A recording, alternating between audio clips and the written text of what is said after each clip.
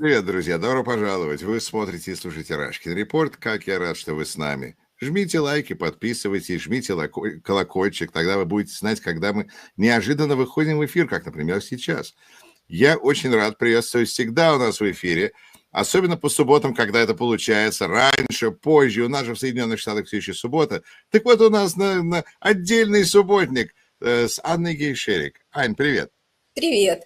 Музыку я не ожидала. Ты прям решил уже, что вот тонуть уже с Титаником так прямо под музыку из Яралаша, да? Или что это там такое? Да, ну это как волк и севера козлят, да.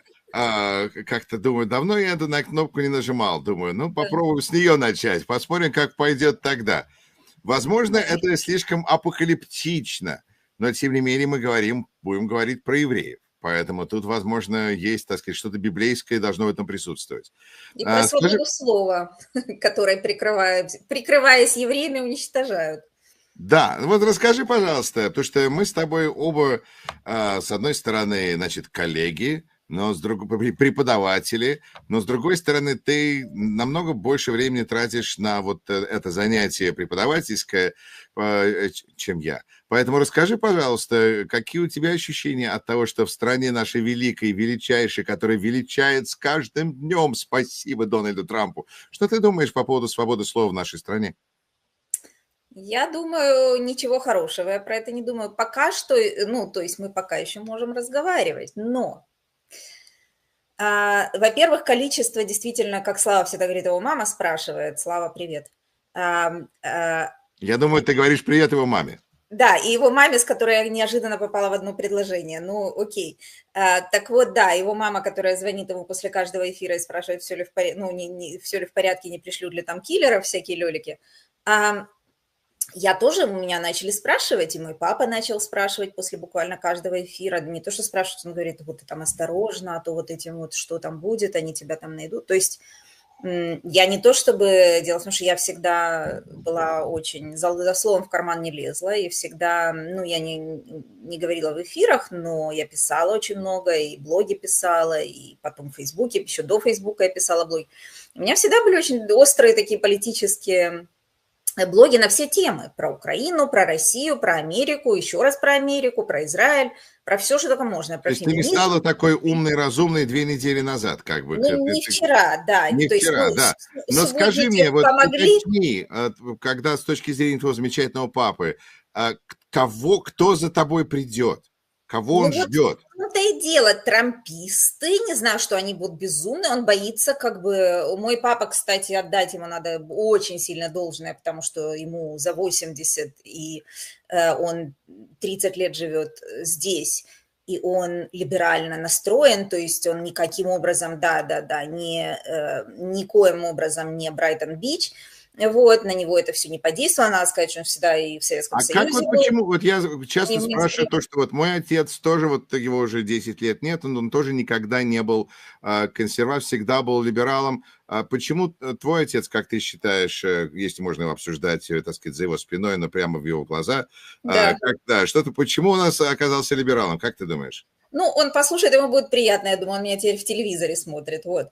У меня нет ответа на этот вопрос, я сама всегда себя спрашивала. И сегодня мы даже вот обсуждали с мужем это, почему, в общем-то, вся эта еврейская диссидентская тусовка, к которой он, безусловно, принадлежал, он всегда был антисоветчиком, причем таким вот прям идейным антисоветчиком. Он там не шел ни на какие работы, на которых хоть что-то вообще от него там требовалось советское, там подписывать какие-то бумаги или еще что-то. Он очень старался всю жизнь не взаимодействовать с системой, ну, то есть поменьше взаимодействовать с системой, сознательно. Это было очень сложно сделать, да, там 70-е, 80-е, но как-то он прям очень старался. И одна из поразительных вещей, которые вот в моей семье были, они не боялись со мной почему-то об этом разговаривать, когда я была ребенком. Ну, то есть у них была компания таких же, как шестидесятников, вот этих, да, диссидентов, друзей антисоветчиков, которые там собирались на кухнях, читали все эти запрещенные книжки, ну, классика жанра, да, вот. Но все друзья их в основном, они с детьми очень фильтрованно разговаривали. То есть они, конечно, дети, эти все еврейские детки из математических школ условных, да, они, конечно же, знали, что в Советский Нет, ну Союз. это, ты знаешь, это звучит очень знакомо, потому что я с раннего возраста слушал «Голос Америки». Почему-то меня это лично интересовало с раннего возраста.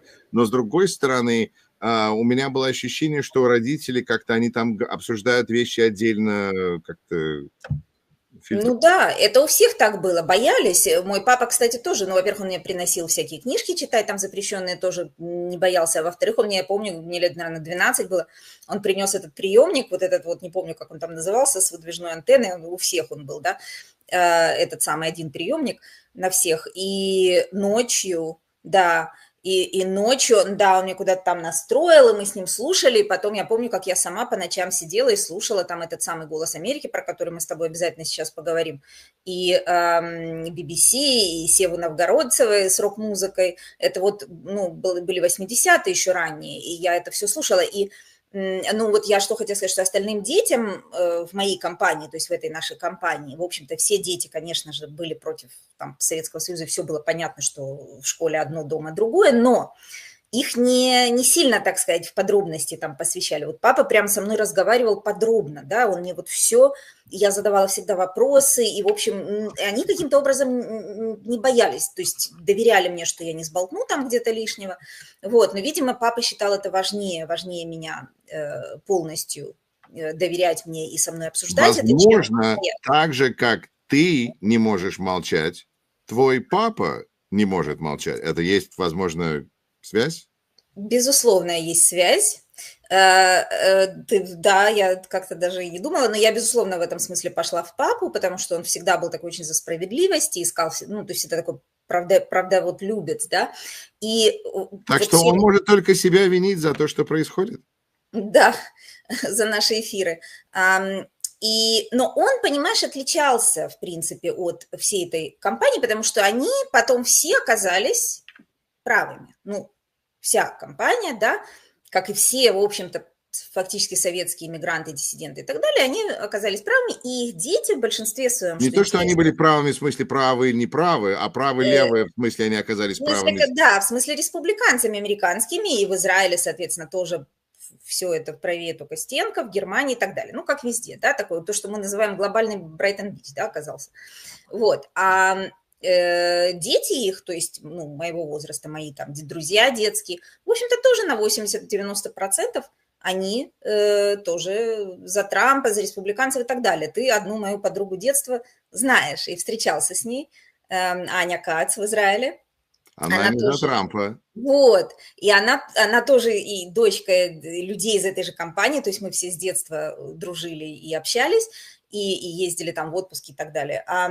И потом мы как-то потерялись с ней, а потом, когда уже появились соцсети, вдруг выяснилось, что да, у нас с ней очень похожи на все взгляды одинаковые, мы с ней, так сказать, опять заобщались, вот, Ну, и смотри, это даже то, что я наблюдаю, заметил в своем опыте в горсовете, когда берешь какого-нибудь абсолютно человека, который ты подозреваешь, что, скорее всего, тебе с ним взгляды не сойдутся, но когда ты говоришь о проблеме, вы согласны. Он считает это проблемой, и я считаю это проблемой. Но когда дело доходит до решения этой проблемы, то вот тут мы с ним кардинально разошлись. И мне кажется, что вот это вот антисоветчики, это их было общее. А вот как это дальше действует, как решать, и вот тут твой отец пошел в одну сторону, а его друзья в другую сторону.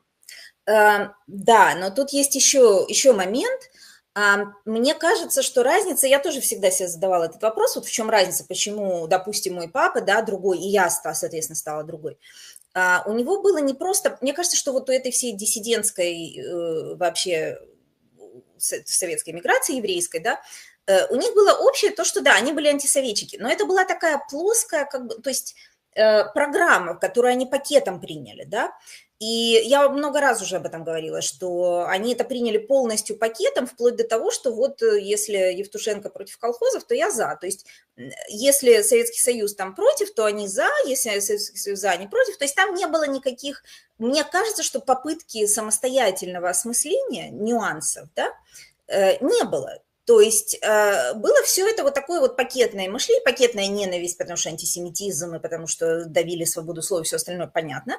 Вот, значит, вот сюда. Ну, вот мой папа, которому вдруг посвящена эта передача неожиданно, он всегда, он с ними спорил тоже. То есть он даже тогда еще в эти 80-е, 70-е, он все время с ними спорил, он как бы в оппозиции немножко был. И по таким, например, вопросам, потому что его волновала общая справедливость, и не конкретно антисовет, то есть их волновало быть против советской власти, да, а на этом далеко же не уедешь, это не моральный принцип.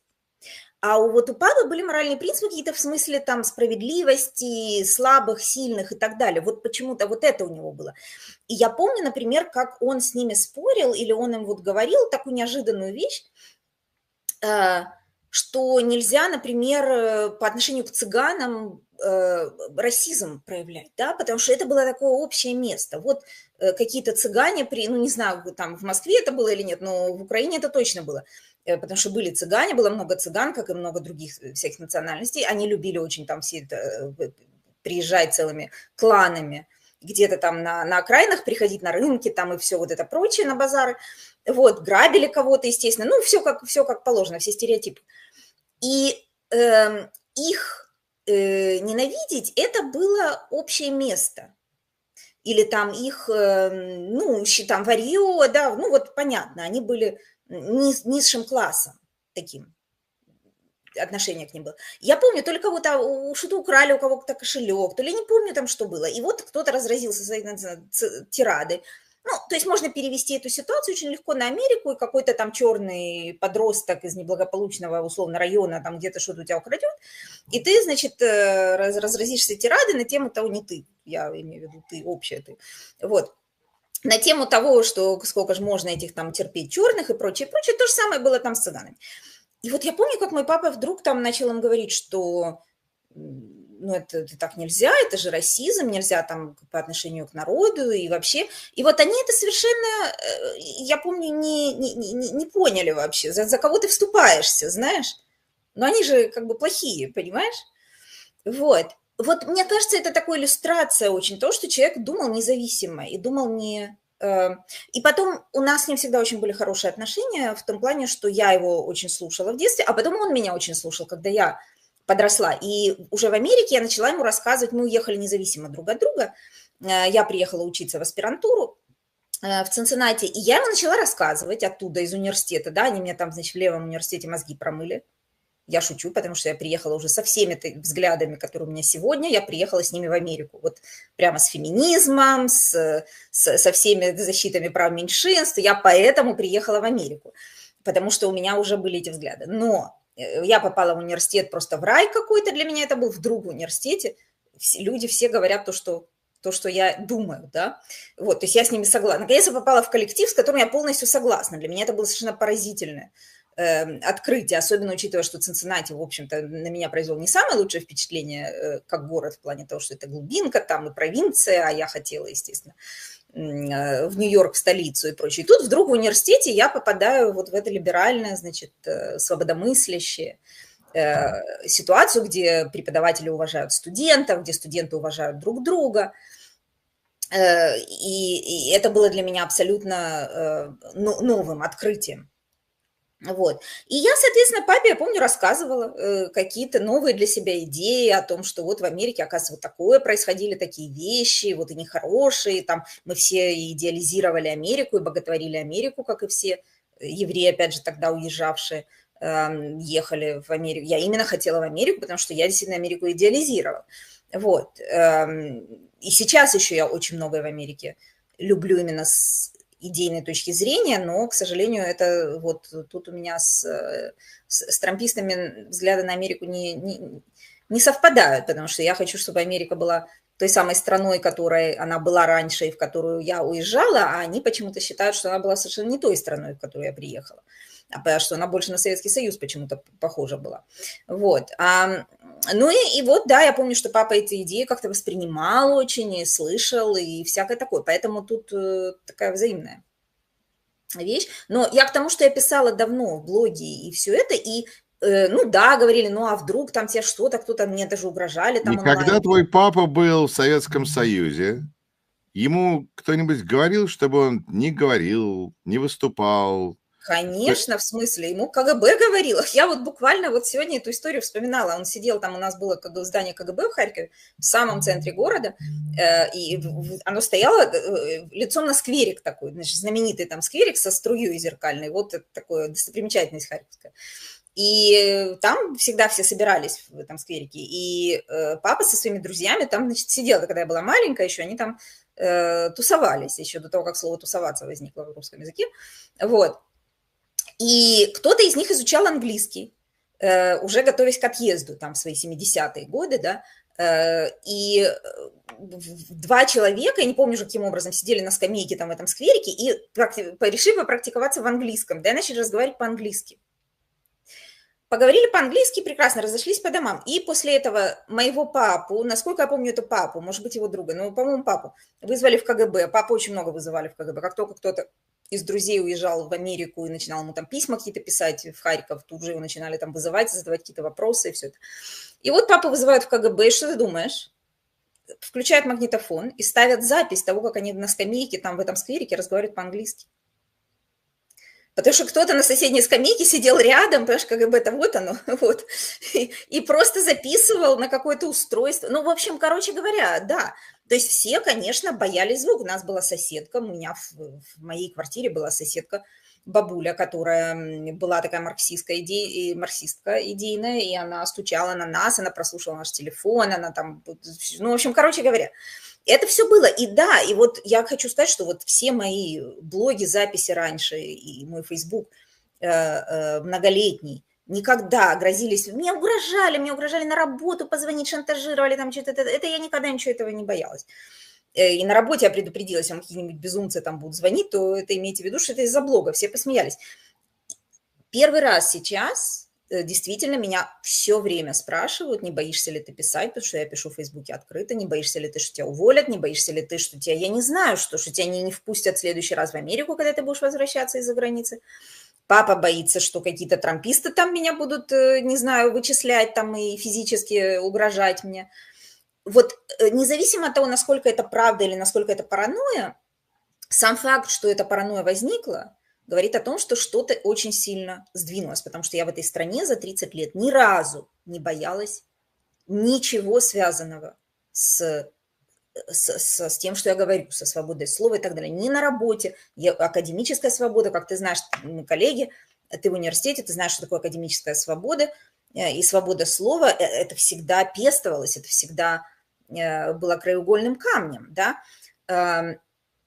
И мои студенты вот сейчас впервые за всю мою жизнь, я читаю лекции, курс по кино, и мы, конечно, курс по кино позволяет обсуждать политику, обсуждать всякие, то, что на языке, я преподаю в основном язык, естественно, на курсах по языку там особо про политику не поговоришь.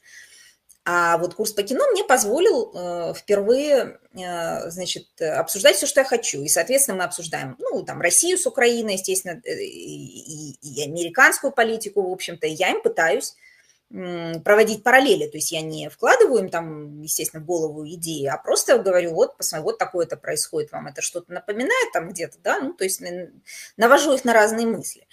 Вот. И мне студенты вдруг начали говорить, одна, вторая, сказали, вот да, и вы знаете, вот мы сейчас, вы же записываете наши лекции, а я записываю лекции, если кто-то пропускает, чтобы они могли послушать лекцию. То есть эти лекции никуда не идут, записи эти, кроме, собственно, моего класса. И вот они вдруг начали говорить, вы же записываете, а вот кому-то попадут эти лекции. Вот как-то я уже, студентка говорит, я уже думаю, что сказать, поскольку тут запись включена. И у меня просто волосы зашевелились на голове, потому что никогда, чтобы студенты, молодые 20-летние ребята, у них вообще, они поколениями живут в свободной стране, да, вообще у них никогда такого не было. Они все что угодно, они переходили в футболках раньше с такими надписями, что у меня глаза там, заворачивались, уши в трубочку. Ничего не боялись, ни на уроки так ходить, ничего, да. И вдруг вот запись. Вот мы с тобой записываем сейчас. Что ты думаешь, на них так повлияло? Потому что мы говорим, это аресты студентов протестов, связанных с протестами? Я думаю, что все вместе, и аресты студентов, безусловно, повлияли на студентов, конечно же. Но дело в том, что студенты, которые мне говорили про страх, это они американцы как раз. У меня есть там и иностранные студенты, Это безусловно. меня поражает, потому что я вижу, что американцы вообще не понимают разницу, так же, ну, вообще никто не понимает разницу, кажется, между тем, что у кого есть грин-карта, у кого нет грин-карты, у кого есть виза, у кого нет визы, у кого есть гражданство, у кого нет. Это как-то все смешалось, потому что кого-то взяли, и все испугались. Да, ну, взяли-то, ты понимаешь, во-первых, если начинают высылать куда-то в какие-то луизианские тюрьмы без суда и следствия, без предъявления обвинений, без Кого? warrant. Женщину, которая приехала по какой? По студенческой визе, правильно? Нет, нет, в том-то и дело. Те, кто Уточни, приезжает. пожалуйста, для меня Окей, тогда. ну, уже есть много случаев. Есть люди, которых разворачивали на границе без причины. Окей, хорошо, Америка никому ничего не должна. Нет, но мы же не страна иммигрантов, я уже это понял, окей. Да, мы не страна иммигрантов, значит, визы мы вам ничего не должны, развернули, даже если это визы профессиональные и студенческие. Хорошо. Дальше была ситуация с девочкой, с женщиной из, сейчас я напутаю что-то, она из MIT, по-моему, которая здесь по опять же, не хочу сейчас напутать, по какой она визе, но она либо по аспирантка по рабочей, по студенческой визе, либо по Фулбрайту, одно из этих трех, неважно. То есть полностью легальная, долговременная научная виза. Она россиянка, но она уехала из России, она там выступала против войны, то есть она в Россию вернуться не может, потому что ее примут прямо из самолета, посадят. Так вот, она сюда влетала в свой там Гарвард, MIT, ее развернули. Я так понимаю, что предлог был не свобода слова, а что-то она там какие-то биологические образцы везла, не так, но за биологические образцы должен быть штраф, да, у тебя там их отбирают, у тебя там штраф какой-то лепят, и еще Да, что-то. но когда едет иммигрант без паспорта, и у него или у Как нее без какие-то... паспорта? Он с паспортом, ну, в смысле, Нет, без американского. она же не гражданка Она не Соединенных. гражданка, да, но ее посадили, там она сказала, что не может, ее нельзя депортировать в Россию, посадят, значит, Нет, она ты теперь... понимаешь, Ань, это ведь Да. разные, это я не говорю о том, что, понимаешь, что ты тоже туда же скатываешься. Стоп. Почему боятся американцы? Хорошо, вот этот парень, с которого все началось, Махмуд, тот самый, который Шалом Махмуд, о чем мы сейчас поговорим, у него грин-карта. Он не гражданин. Но Сколько мне ты нужно знаешь, нет, объяснять? Почему граждане боятся? тут ты не прав, потому что грин-карта – это он lawful legal permanent resident. Его нельзя просто взять и выслать без причины. Это, Да никому понимаешь, хорошо, мы нельзя, это говорим про кошмар, но визы. это разный кошмар. Почему американцы боятся того, что произошло с палестинцем? Ну, потому что, во-первых, да, ты прав, конечно же, что американцы не понимают разницу. Для них это студенты такие же, как они студенты, и они считают, и правильно считают, что если человек тут находится легально, мы же сейчас не говорим про нелегалов, с нелегалами тут все понятно. Да, но это люди, которые не просто здесь легально находятся, а занимались рядом с ними рука об руку тем же, чем занимаются эти же студенты. То есть они точно так же учатся, они имеют право точно так же учиться. Это не временная какая-то туристическая виза на 3 недели. То есть для них это такие же люди, как и они. Это, кстати, хороший урок, чем вы вообще отличаетесь. То есть это такие же люди, как и вы. Они занимаются наукой, они занимаются занятиями в университете, в аспирантурах причем, то есть это более серьезно, в общем-то, чем просто приехать поучиться. И от них зависят другие люди, между прочим, ведь это же не просто так, они занимаются какими-то исследованиями, да, то есть ты просто берешь и человека в течение суток увозишь сюда, а эти визы, они на это не рассчитаны, потому что точно так же, как если ты на работу кого-то берешь. Ну вот скажи, вот тебя взяли по рабочей визе сюда, да, ты не гражданин, да, это понятно, но на тебя все рассчитывают, это заведение, которое тебя взяло на работу, оно рассчитывает на тебя, то есть вся система построена на том, что есть какое-то все-таки доверие, какая-то уверенность в завтрашнем дне и безопасность. Этим отличаются цивилизованные страны, продвинутые, да, развитые, такие как Америка и западные страны, от стран, где тебя могут, хоть гражданин ты, хоть не гражданин, под руки в любую секунду взять, и ты вообще лишишься всего, и нет никакого ни закона тебе, ни адвоката тебе, ни ответа, ни привета, ничего, да? Понимаешь, То мне есть, кажется, что это вопрос фундаментальный вот по поводу первой поправки Конституции, что она распространяется на граждан, не граждан. Это вот это как бы это само по себе. Но почему американцы, которых не могут никуда выслать, вдруг посмотрели на это и сказали: «Мать моя женщина, я лучше помолчу». ну, Вот. смотри, опять же, потому что если это начинается, они своим десятым чувством, Они почувствовали заранее. конечно, почувствуют, что если возможно, как только начинается какая-то, не то что даже беззаконие, а произвол, потому что вот произвол для этого хорошее слово. Пускай Верховный суд нам скажет, на кого распространяется первая поправка, на кого она не распространяется, да?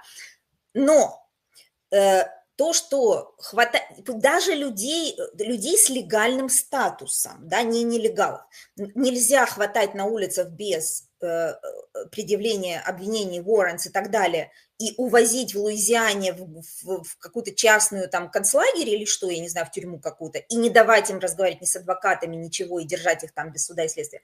Даже если они не граждане, неважно, это у нас либо демократия, либо нет. То есть, И у если нас это либо есть позволяется законы, и у делать, нас либо есть закон и порядок, либо его да, нет. У нас либо мы следуем процессу, либо мы не конечно, следуем процессу. Да, конечно, это это то, что я пытаюсь бесспорно, да. сказать. Конечно. И если мы не следуем процессу, то почему, кто может нам пообещать и им пообещать, что завтра их не начнут из университета выбрасывать, отчислять, как делалось в Советском Союзе. Меня обещали отчислить пару раз, я прекрасно училась на очень престижном факультете. И меня обещали отчислить, когда меня поймали за, не знаю, я с молодым человеком ехала автостопом 18 лет, понимаешь? А это вот нелегально было автостопом ехать, меня поймали, начали там, менты забрали в ментовку, начали там самое вместо паспорта. Ты что, пыталась сбежать из Харькова? Я из нашего украинского Крыма, вот, торопилась к моей маме в Харьков на день рождения летом. И вот нас поймали где-то там, да, где-то на подъезде к Харькову. Так у меня не было паспорта, был студенческий билет. Они так обрадовались, они начали звонить натурально в мой университет и говорить, что тут аморалка, понимаешь? Это аморалка была, что я, значит, с каким-то мальчиком еду автостопом. В другой раз меня пытались отчислить уже потом, когда я на еврейский конгресс в Венгрию поехала, молодежный, и вернулась, это моя первая заграница была Будапешт. Вот, на какой-то меня пригласили еврейский конгресс. Между прочим, я ездила вместе с нынешним членом израильского Кнессета Зеевом Элькиным. Мы из одного города, и он, кстати, с Аней Кац учился в одном классе. Я сдаю такую информацию тайну. Вот, а нынче он правый, естественно, политик. И мы видели все его фотографию на Красной площади с Натаньяху с колорадскими ленточками в 2018 году рядом с Путиным.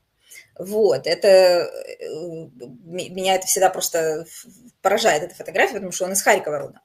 Так вот, мы с ним поехали на какой-то еврейский конгресс, я ничего не сказала, я сказала, что просто там я уезжаю на каникулы, кто-то донес, кто-то рассказал, я вернулась, и начались скандалы, меня чуть не отчислили. И вот что мешает? Не было закона в Советском Союзе, что нельзя ездить на еврейские конгрессы. Не было закона, что нельзя там, не знаю, что с мальчиком где-то там ездить. Но это все использовалось. И что мешает, если начинается беззаконие, что мешает здесь начать использовать какие-то вещи? А вы были на протесте. А мы скажем, что вы были на протесте, на котором violence, да, значит, агрессия и так далее. Насилие. Насилие. А кто докажет сейчас, что там что стоял кто-то, оператор записывал на видео, что ли, это все? Вы Хамас поддерживаете, значит, террористическую организацию. А если вы не поддержите, как вы это докажете? Вы же ходили, говорили, что нельзя палестинских там в Газе, не надо детей бомбить. Значит, вы за Хамас и это самое, и, значит, у вас все насилие и прочее. Понимаете, потому что если ты понимаешь, если такое начинается, то никто не будет в безопасности. Университеты начали прогибаться один за другим сейчас на трамповские условия, потому что он пригрозил, что он заберет у университетов фонды. Значит, первым Колумбию показательная порка была, университет Колумбия, с самого начала он его, так сказать, ненавидел. Вот, и они вот превентивно, понимаешь, на все, они согласились на все, и с этого началось. Теперь все университеты начинают это самое. А если он завтра потребует, Трамп, что и его вот эти вот прихлебалы, да, что университеты должны, допустим, отчислять там или лишать денег или еще чего-то студентов, которые Уже задним числом, заметь. Это же, кстати, каким образом, как можно задним числом наказывать людей? Ну, извини, Есть, Украина сейчас должна получить последний договор о недрах и сделает всю ту помощь, которую дал Байден, задним числом заемом, за который да, нужно расплачиваться. если можно, Пожалуйста. если можно обманывать, можно обманывать. Если вдруг оказывается, что пойти на студенческий протест, это значит, что ты поддерживаешь террористическую организацию. Да, если было реальное насилие какое-то, и это задокументировано, конечно, естественно, студентов надо наказывать за насилие. Университеты это делают, университеты разбираются. Вообще-то эти университеты без Ну, Трампа прекрасно смотри, жили. это важная деталь, которая приводит нас, наверное, к теме нашего сегодняшнего эфира. То, что вот эти нападения на закон, нападения на процесс делаются под именем борьбы с чем-то ужасным, борьбы с антисемитизмом. Кто Да, будет за это?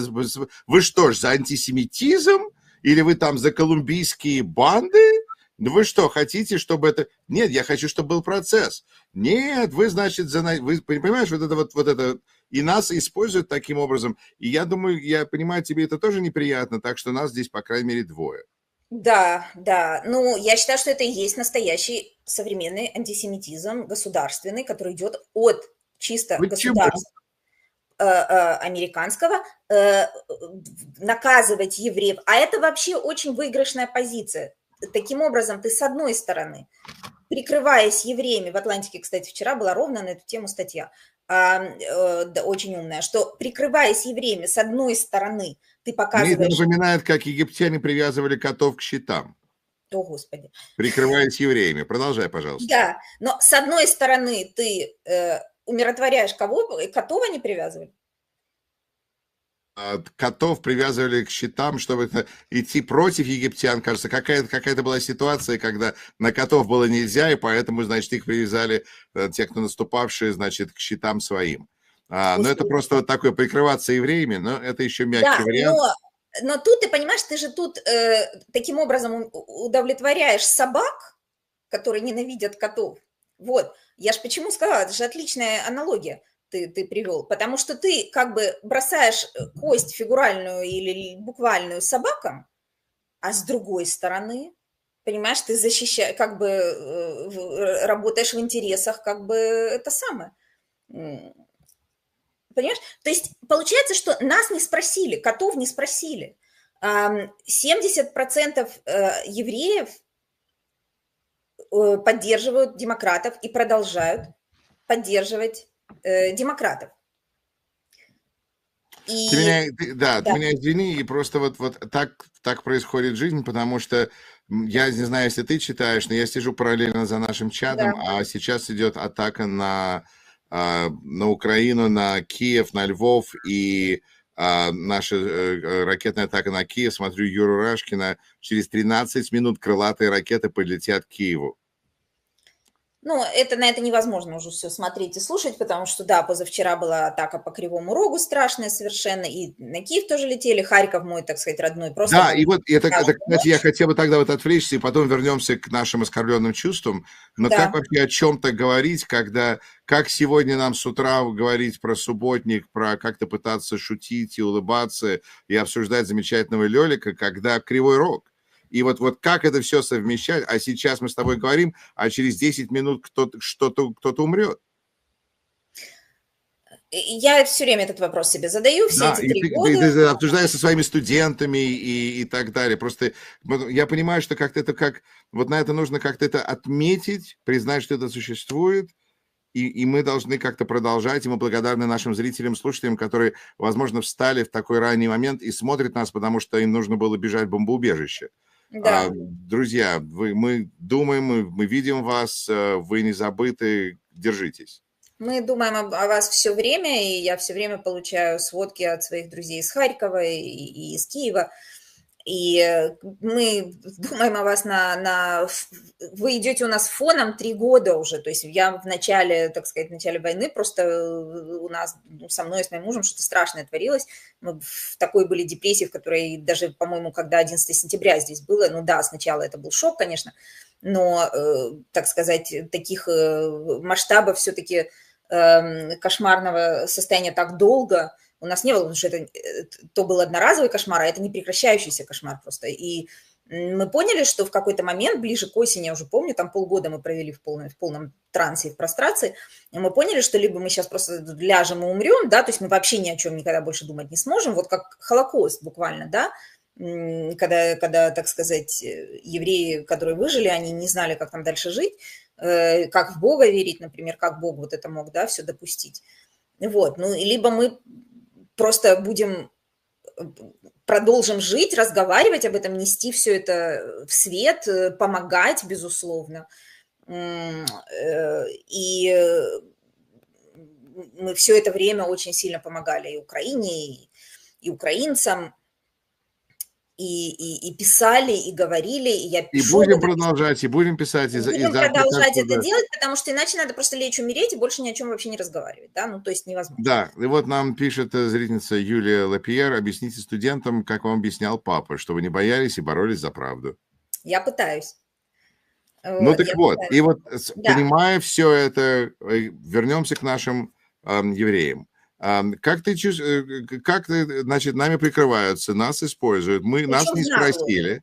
В наглую. И это антисемитизм чистейший, потому что когда арестовали этого самого Махмуда, как его там, Халиля, Белый дом, Твиттер написал «Шалом Махмуд», я, честно говоря, мы еще в такое время живем, что уже непонятно, где фейки, где не фейки. Я когда это увидела изначально, я была уверена, что это просто какой-то мем. Это Там. типа как «Hasta la vista, baby». Да, но только, извините, «Шалом Махмуд» пишет президент. Ты не видел этого? Нет, я пропустил. Слушай, ну это вообще, я когда это увидела, то есть я говорю, я сначала просто решила, что, ну, конечно, это фейк, а потом оказалось, что это вообще-то не фейк. Но он Это специализируется на таких вещах в том смысле, что думаешь, ну это же не может быть. Этого не может быть. Но как вся вот эта еврейская, наша русская... Опять же, 70% американских евреев голосуют за демократов. 80-90, я не знаю, сколько процентов русскоязычных евреев, естественно, за Трампа. Значит, каким образом они, которые видят антисемитизм в любом проявлении чего угодно, вот, не знаю, ветер подул не в ту сторону, у них уже антисемитизм, как они вот это не просто прощают, а им это нравится каким-то образом. Они что, не понимают, что вот за это, собственно говоря, то есть что евреев будут ненавидеть за это еще больше, и так сказать, он написал потом «Шалом Коламбия», когда он забрал деньги. В тот день, когда он забрал у Коламбии финансирование, он написал «Шалом Коламбия». Как вообще? Как? От моего имени? Какое ты имеешь право? Понимаешь? Поэтому евреи начали ходить на демонстрации и говорить «не от моего имени», с плакатами «не от моего имени», «not in my name». И правильно, мы сейчас должны сделать так, чтобы это было не от нашего имени, потому что этот несчастный один Махмуд Халиль, который меня не волнует, в общем-то, сам по себе как человек, я понятия не имею, куда он там ходил и на какие демонстрации, но я знаю, что жить в стране, в которой любого Махмуда за то, что он пошел на любую демонстрацию, могут без суда и следствия, опять же, у него грин-карта, не забываем, это принципиальная разница с гостевой или там какой-то студенческой визой, вот, его могут просто посадить, не предъявить ничего вообще, без суда и следствия и просто держать и так далее, и еще и сказав, что это делается ради евреев, эта страна может прийти очень быстро к чему угодно, потому что тут дело, как ты говоришь, в процессе, в процессуальности, а не в том, что он кого-то поддерживает. Я понятия не имею, кто кого поддерживает. Хорошо, давай так. А если мы сейчас пройдемся по Брайтон-Бичу условному и заглянем во все домики и выясним, кто там из чьих родителей Путина поддерживает? То, что мы узнаем. А давай мы их куда-нибудь депортируем. Ну как? Нет. Они же террористическое государство поддерживают, вообще-то, извиняюсь. Прошу прощения. Ты пропустила последнюю методичку. А Ну, скажи, да хорошо, допустим, придет сейчас к власти завтра какой-то другой президент, который будет ненавидеть Россию, поддерживать Украину. Мы что, как украинцы, захотим, чтобы ходили, стучали по домам и арестовывали тех, кто за Путина был и за Россию? Реально, тут я не против, пол Бруклина уедет отсюда. Я вообще не против. Разве, ну, то есть, понимаешь? Это смешным кажется. Так вот это то, что сейчас происходит же. Но скажи тогда, пожалуйста, ведь при демократах был этот ужасный вокизм, который просто не давал людям возможность высказаться и сказать, что они хотят, и пришлось держать язык за зубами, иначе cancel culture. И вот теперь пришел Трамп, и все хорошо, правильно? Правильно. Только вокизм, во-первых, вы про этот вокизм большинство из зрителей узнали из правой прессы, потому что вы лично с ним никогда не сталкивались. Никогда. То есть этот вокизм, который, может быть, на кампусах там перегибал где-то палку или что, вы на эти кампусы не ходите.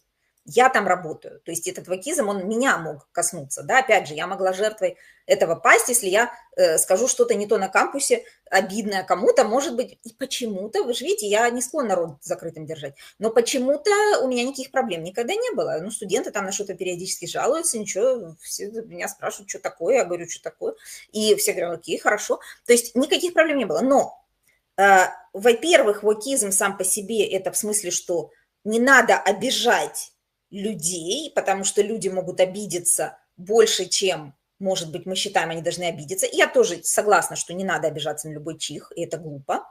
Но тут же дело, окей, я не против, что не надо обижать людей, но государство, кого наказали государство, кого наказало за вокизм? Отвечаю, никого. То есть это была какая-то cancel culture, в которой люди там сами решали, что вот они не хотят кого-то читать, смотреть, слушать и так далее, поэтому какие-то, я не знаю, в кино кого-то там отказались снимать, потому что там кто-то что-то не то сказал. Ни государство, ни Байден с Камалой сверху сказали, вот этого человека нельзя снимать в кино, понимаешь? В тюрьму никого не посадили за это. Есть же первая поправка, это же о том, что государство не должно вмешиваться, а не частные компании и так далее. Может, частная компания тебя может уволить за нехорошие высказывания, ради бога. Дело же не в этом. Кого в тюрьму посадили в Луизиане без суда и следствия, тем более. Это же совершенно разные вещи. Никого. Америка как раз самая была. Вот надо отдать ей должное. В Америке много недостатков. И вся эта платная медицина с этим капитализмом – это большие недостатки. Но свобода слова была в Америке одним из главных достоинств. Причем свобода слова была практически абсолютная. Очень мало стран, в которых абсолютная свобода слова. В Западной Европе такой свободной, демократичной нет никакой абсолютной свободы слова. Там есть законы, которые тебя могут, в принципе, посадить за идеи. Если ты отрицаешь Холокост публично, тебя посадят в тюрьму, да, например. Или еще там что-то такое. То есть там я не поддерживаю это. Я считаю, я еврейка, которая ненавидит антисемитизм, настоящий антисемитизм, а не то, что нам сейчас Трамп пытается объяснить. Но я не считаю, что надо людей сажать в тюрьму за то, что они антисемиты или отрицают Холокост. Да? И вот Америка была такая страна. И, оказывается, теперь она уже не такая страна. Возможно, заключительный вопрос, который я хотел бы проверить с нашей замечательной гостьей, профессором Анной Гейшерик. Есть такая теория, что, возможно, действие администрации можно назвать антисемитизмом просто потому, что это атака на высшее образование под прикрытием борьбы с антисемитизмом бьет по тем, кто работает в этих университетах. А кто там работает? Евреи. И поэтому является ли это такой скрытой формой антисемитизма? Как ты считаешь? Безусловно. Безусловно. Ты просто цитируешь статью в «Атлантике». Ты вот просто такой же умный, как автор этой статьи в «Атлантике», которую вчера написали, потому что там тоже об этом шла речь, что на самом деле это бьет все по... Я просто прочел заметку Саби Бадридинова в Фейсбуке, и мне кажется, в этом есть очень много, так сказать, здравого смысла, потому что, конечно, евреи очень часто тяготеют к преподавательской профессии или исследовательской профессии, естественно, работают много в разных университетах, но просто какой-то ужасный стереотип просто. И вот, значит, теперь атаки на высшее образование. Да, много студентов не белые, есть разные студенты, но теперь мы можем потерять разных студентов, включая для нас, например, здесь, ну, это уже как бы отходит от еврейства, но просто это ужасно, потому что я думаю о многих людях, детях, которые у нас первое поколение, которое идет в школу. И вот это первое поколение, теперь, значит, им будет еще сложнее. А кто их образовывает? Евреи. Так вот, да, так что такой антисемитизм... Вот, ну а что тут можно, кому тут можно это объяснить? Никому, все понимают, но Трамп всегда прав. Трамп велик, правильно? Правильно, да. И это абсолютно правда, что университеты еврейские, в кавычках, организации, они, конечно, не еврейские, но евреев в университетах очень много, и особенно то, что касается исследований. Второе, наверное, такое вот место, организация, грубо говоря, где евреев гораздо больше, чем в среднем по населению, это Голливуд, да. Помнишь маккартизм, да, кого они преследовали? Голливуд и университеты. Почему? Потому что это был чистый антисемитизм под прикрытием поисков коммунистов. Сейчас у нас под прикрытием поисков, что вообще ирония такая, да, это просто невероятно, под прикрытием, значит, пропалестинских, прохамасовских поиска врагов на самом деле страдают евреи. Вот, потому что, да, университеты, я уже читала много ситуаций, когда лишаются финансирования университет, евреи, преподаватели и, главные, исследователи, да, лишаются этих грантов, лишаются своей фактически работы, и они такие, мы не просили этого. Пока протесты там были, и университет их там, я не знаю, ругал, разгонял, там, у нас было все в порядке. Ну да, есть протесты, мы с ними не согласны. Университет их там как-то разгоняет вовремя, неважно, да. А вот когда нас лишают работы, извините меня, вот, то мы все страдаем. Потом, слушай, тут несколько, я хочу просто напоследок перечислить, поскольку мы об этом говорим, ну, важные такие вещи. Значит, во-первых, какие-то произраильские ультраправая группа, я не помню, она там как-то называется, Бетар или что такое, они использовали технологии искусственного интеллекта для распознавания лиц и понаходили, они сами этим занялись, понаходили студентов, которые были на протестах, на студентах были маски, то есть получается, что агентам иммиграционки, да, вот эти вот офицеры иммиграционки, которые останавливают людей на улицах, они в масках без бумажек всяких, им можно, хотя они представляют власть, но они боятся почему-то, да, значит, они в масках. А студенты были в масках, потому что они теперь уже, ну, понятно, чего боялись. Вот, их, значит, вычислили через эти инструменты слежки, вот, и подали списки Трампу, и вот он в Белый дом, там, не знаю, властям, и они вот их по этим спискам теперь и вычисляют. И это ультраправая произраильская группировка. Кого будут обвинять в том, что придавливают свободу слова в Америке, вот скажи мне, теперь...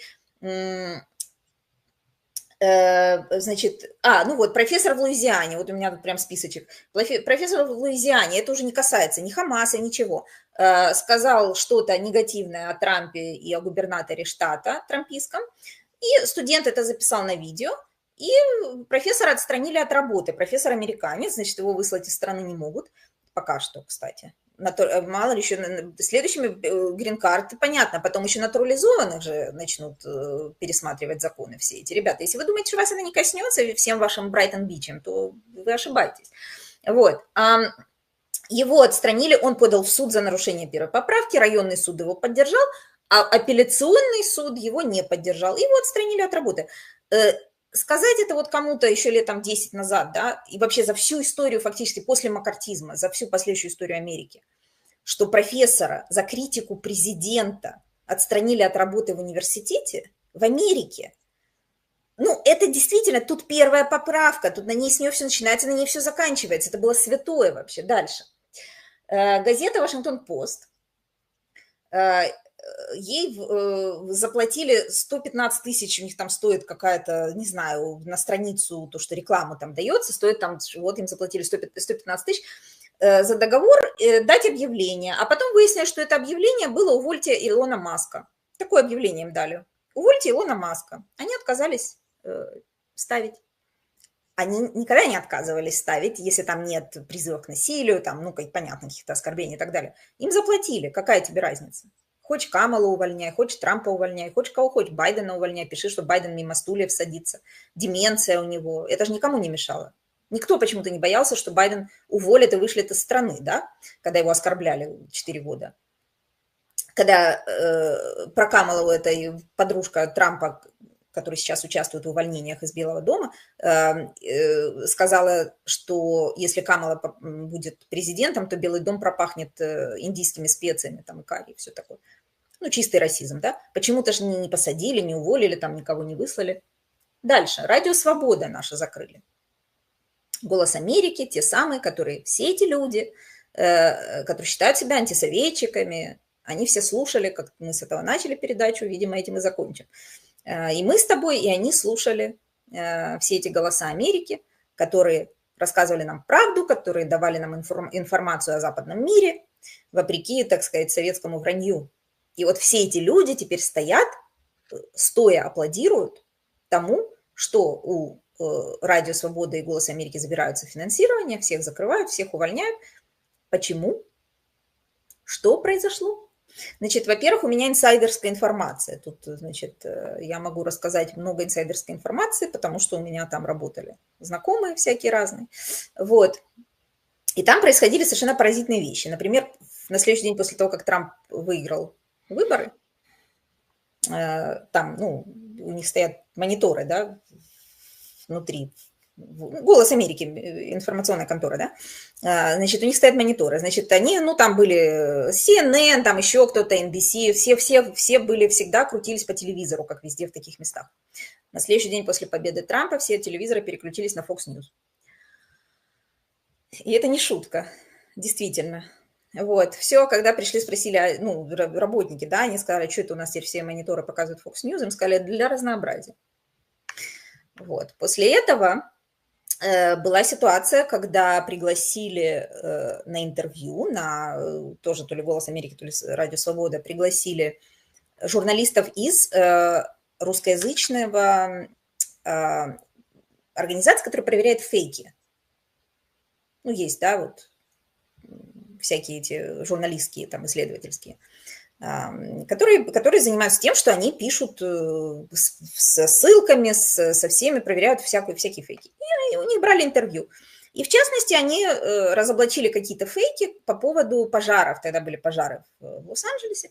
Вот, и было много всякой дезинформации. И вот, значит, они разоблачили какие-то фейки внутри программы. Ну, то есть это была часть этой программы. Все, программа не вышла. День не вышло, неделю не вышло, 2 не вышло. Они приходят, спрашивают, в чем проблема.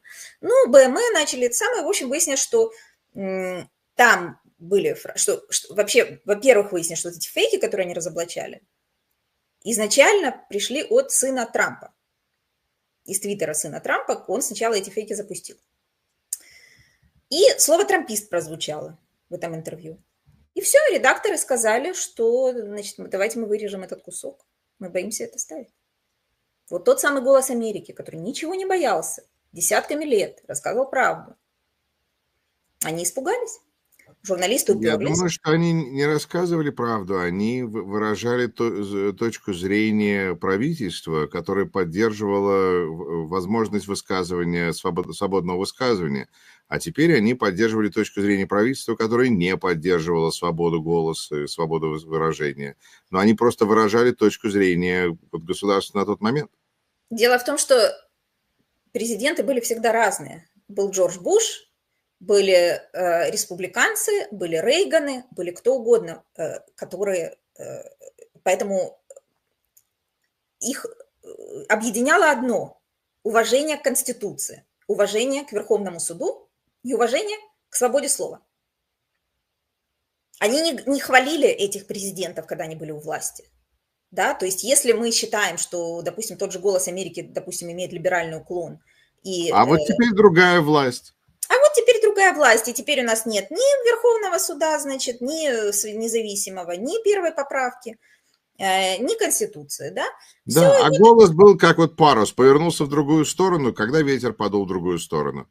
Выяснилось, что, правда, теперь это теплоход, и парус не нужен вообще. Вопрос в том, что им не надо было раньше, да, никуда поворачиваться, независимо от того, из какой партии принадлежал президент. Понимаешь? А вот теперь, и вот суть в том, что превентивно, причем, да, и они прогнулись полностью сразу, они испугались. И это их не спасло, и в конце концов это их не спасло. Вот я к чему и говорю, что превентивно прогибаться ничего, потому что эти бессмысленные компромиссы с совестью, потому что журналисты сказали, что они не позволят ничего вырезать, и эти сказали, хорошо, значит, не будет этого сюжета вообще. И, короче говоря, все эти компромиссы с совестью не привели ни к чему, все равно всех уволили, потому что вот так это и происходит. И Колумбия, которая прогнулась, и все эти, никого ничего не спасет. Но тогда ответь мне на вопрос. Тимоти Снайдер, его жена и еще там кто-то, кто укатили в Торонто. Стэнли. Да, я не такой, значит, элитист, чтобы я знал их всех, кроме Тимоти Снайдера, но вопрос в том, что они являются ли это заранее сдачей, что они взяли и вот сдались, когда объясняли нам, как нельзя этого сделать, а теперь говорят, Америка как бы не оправдала моих надежд, я уезжаю. Простите, вы же говорили, что происходит, твои ощущения. Ой, ну, у меня очень сложные ощущения тут противоречивые. Я очень люблю Тимоти Снайдера, очень уважаю его как ученого и специалиста по Украине, и вообще, так сказать, по свободе слова и так далее. Я не знаю точно, собирались ли они уехать до всего этого, потому что за 2 дня такой переезд тоже не делается. Это значит, что, вероятно, этот переезд уже был у них запланирован до выборов. Но сомнений, что это связано с возможной победой Трампа, тоже мало. С одной стороны, я понимаю, что они не хотят рисковать там своими семьями, своей свободой, может быть, даже, и прочее. С другой стороны, если бы, скажем, они просто были авторами книг, философами, там, учеными, да, я бы не переживала. Они имеют право жить там, где они хотят. Если они боятся, у Стэнли, например, черные дети, он об этом говорил, что он боится физически уже за их свободу и прочее. Вот, и если люди боятся и оценивают так безопасность своей семьи, я не вправе их осуждать. Но тут большое но, потому что они не просто писатели, авторы и философы, они профессора, они преподаватели. И я как преподаватель, и не знаю, как ты, но я как преподаватель считаю, что эта профессия идет с некоторой ответственностью. Мы должны прежде всего своим студентам, да, то есть получается, что они были в элитном Ельском университете. Завтра никто с ними ничего делать не собирался, в тюрьму их завтра никто сажать еще не собирался, и высылать их из страны тоже не собирались, и ничего с ними делать, в общем-то, не собирались пока еще. До них очередь дошла бы не скоро, я думаю, на таком уровне. Известные люди с профессиями, с которых позиции не увольняются таких просто так. Вот. То есть им реально ничего завтра не угрожало. И я считаю, что в этой ситуации есть все-таки на них ответственность. А кто будет с их студентами-то оставаться? Понимаешь, вот кто будет создавать эту атмосферу и защищать эту последние наши права, если не мы? Вот. И мне, как натурализованной, во-первых, гражданке, а во-вторых, человеку, у которого нет перманентного профессорства, да, а контрактная работа, меня могут и уволить, а может быть и выслать, да, то есть у меня больше причин бояться, чем у человека, как Тимоти Снайдер. Поэтому меня это, с одной стороны, я это понимаю, с другой стороны, меня это, конечно, разочаровало. Я считаю, что надо было оставаться и бороться до конца, но что мы можем сделать? Это очень печально все, очень.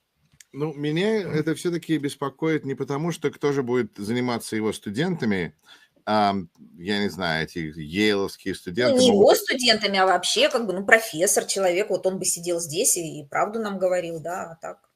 Но меня больше беспокоит то, что он говорил, что нужно противостоять, а вместо этого уезжает. Да. Это как, и это вот как врач, который, я не знаю, говоришь, нужно лечить таким образом, а сам в это время делает что-то другое. Да.